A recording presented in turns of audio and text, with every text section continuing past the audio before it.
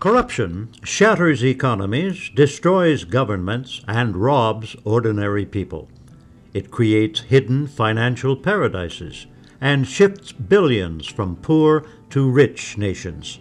Corruption infiltrates and permeates the fabric of our societies. What causes corruption? Who is responsible? And what can we do about it? The Haskayne School of Business at the University of Calgary invites you to Corruption Forum 2009 at the university's Rosa Center on November 5th. It's a topic that affects the lives of all of us. So in terms of the current recession, how would you say that it's affected you and others that you know? And what are your thoughts? It has affected me in that the price of food has gone up a lot. It's made me more stressed out about the job market when I get out of school. I know a lot of people finish school, they have a lot of debt, and then they can't get a job to pay back that debt. So, in 1 week I will be out of a job. I haven't noticed the recession personally. However, I do have a lot of friends and family members that have been laid off or their work hours are being cut. Yeah, it's been a lot harder to get jobs. I know a lot of people who've lost their jobs, and you've sort of had to lower your standards when you're looking for one.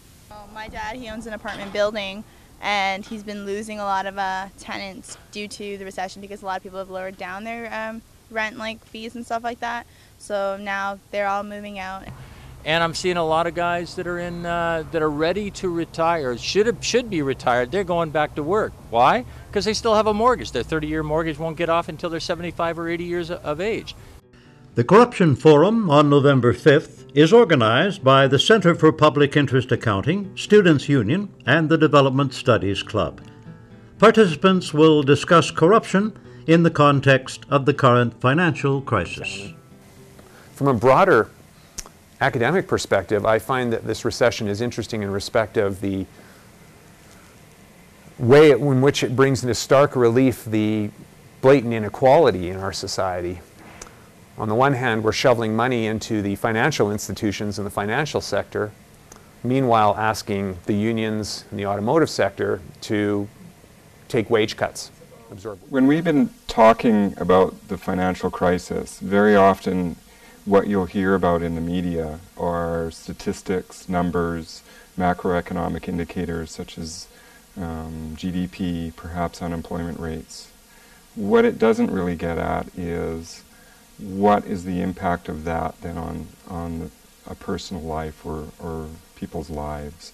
So I think the people that we heard were surprised at what had happened in particularly that we're living in Alberta, where it was just last year even that people were complaining about the boom. They were complaining about it in the sense that things were moving too fast. We didn't have enough infrastructure, we didn't have enough classrooms, we didn't have enough hospital beds. I think in many ways the financial crisis is a function of a system that even the manipulators of the financial markets or those involved in running the financial markets don't even understand. So the public doesn't understand it, and I don't think the people that were deeply involved with it and eventually are effectively behind the crisis, I don't think they understand those. In the news, everyone's talking about it, but do you understand what factors or why we're in the recession, what's caused it? Not fully, no. Okay. I guess the way the economy is run, relying maybe not so much on our own independent, but as well as other countries. Do you know what I mean by that? Well, I think that the financial markets have gotten out of hand. I think that there's far too much speculation.